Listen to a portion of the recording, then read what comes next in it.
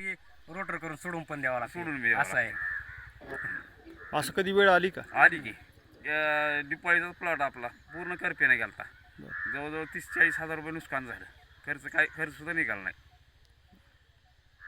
मग आता काय वाटते, उत्पन्न तर चांगलं आलंय आता सध्या? उत्पन्न आल्यावर चेहऱ्यावरून वय कळते की आनंद वाटते. आलीच गुंडी ह्याला सुद्धा 15 दिवसात बाहेरच पडते, आठवड्यात बाहेर पडते ही गुंडी.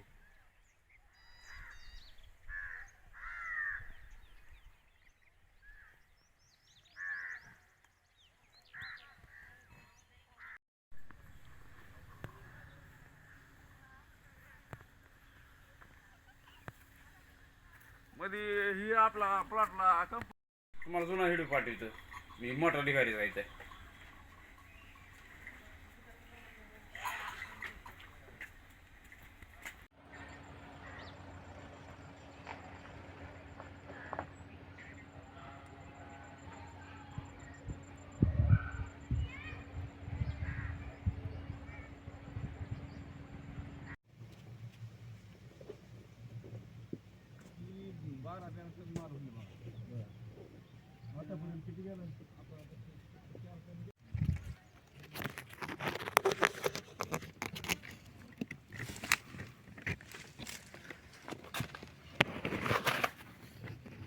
का तुम्ही तुमचं काम करा.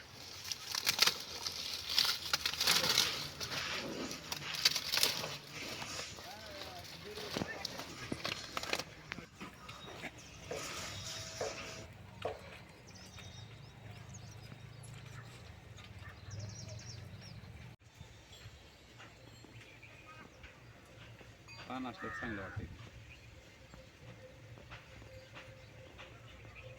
आता चर्चा. नाव काय तुमचं आणि तुम्ही काय केलं आहे शेतामध्ये?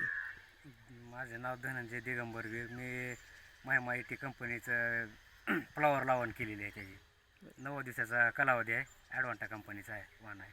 बरं. कंपनीनं आपल्याला ॲव्हरेज 1.5 किलोचं दिलेलं होतं, पण आपण सुरुवातीला ॲव्हरेज आपण 3, 3.5, 4 किलोपर्यंत बी नेलं. आपण प्रदर्शनासाठी ठेवलेलं होतं तर 4 किलोच्या जवळजवळ आपलं ॲव्हरेज निघालेलं होतं. पण आपण ते धरलं होतं 12-13 टनाचं ॲव्हरेज. तेवढं निघालं आपल्याला असं अपेक्षित आहे. पण सुरुवातीला दर चांगला भेटला. आता दर जरा कमी पडले तर मग ते मध्ये धरलं त्यापेक्षा लाखांनी रुपये फायदा कमी राहील असं अंदाज आहे माझा. किती गुंठे खेरे होते? आपण 30 गुंठे लावण केलेली आहे. काय खर्च आलता त्याला? खर्च 50-55 हजार रुपये आपल्याला लागवडीपासून मार्केटला जाईपर्यंत खर्च आलेला आहे. उत्पन्न किती मिळालं सध्यापर्यंत? आता 2.5-3 लाखापासून गेले. अजून एक 70-80 हजार रुपये होतील राजाला मालाचं. 4 लाखापासून जाईल. आता दुसरं तरी 3 महिन्यात 4 लाख रुपये 30 गुंठेत मिळणं म्हणजे काय शेतकऱ्याला आनंदच आहे की. दुसरं जे आता केलंय तुम्ही परत आता 20 दिवसाच्या फरकावर 15-15 गुंठेच 2 प्लॉट केले. तर त्यात कुठली व्हरायटी घेतली? सीझन टेस्ट आहे, टॅटरेज म्हणून. 5-5 हजार कलम आहे दोन्ही प्लॉटमध्ये. 15-15 गुंठ. ही काढायला लय एकदम येते, माल खराब होते म्हणून 2 टप्प केलं. बरं. ह्यातून किती अपेक्षा उत्पन्न? आता ही मार्केटवर आहे. गेल्या वर्षी असंच एकच 10 गुंठेमध्ये जवळजवळ 1.5 लाख रुपये झालं उशीरच्या प्लॉटला. त्यावेळेस 1-1.25 लाख एका प्लॉटमध्ये मिळतील. 20 रुपये किलोनं गेलं तरी 5-7 टन माल होते एका प्लॉटमध्ये. सध्या काय भाव चालू आहे? सध्या 40 सुरुवात झाली. आज 30 रुपये इका लागलाय. बार्शी मार्केटला बी 30 आज इकला. काल लातूरला बी 30 इकला. तुमचं काय नाव? तानाजी दिगंबर वीर. शेतीमध्ये मजूर कसे लागतात आणि मजुरी कशी करताय, किंवा तुमचं कुटुंब पद्धती कशा पद्धतीची आहे?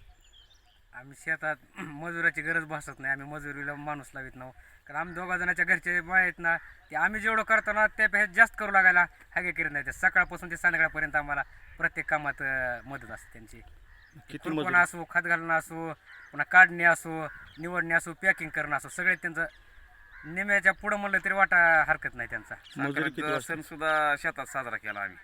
बाया संक्रांत सणाला सुद्धा शेतामध्ये होत्या फुलकुबू काढायला. मजुरी किती वाजली साधारणतः? मजुरी जवळ मजुरीत 50% आहे. मग 50% मजूर वाचते. मजूरच लागत नाही ना. ही सगळा खर्च आहे.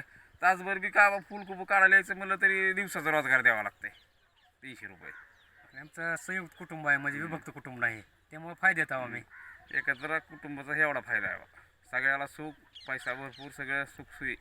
बरं. शेतकऱ्याला काय सांगाल तुम्ही, आव्हान काय करा? असंच जरा नवीन असं प्लॉट करून वेगळं टमाटर म्हणा मिरची म्हणा थोडं थोडं करून. नाहीतर आजच्या ह्याच्यात ऊस गहू ज्वारी वर्षाची येणारी पीक आहे ते भागणार आहे का? आपण अल्प 2-3 मुदत महिन्याला पैसे होते ह्याचं, पण कष्ट आहे ह्याला. कष्टामुळं नाही इकडं म्हणजे वळत शेतकरी जास्त.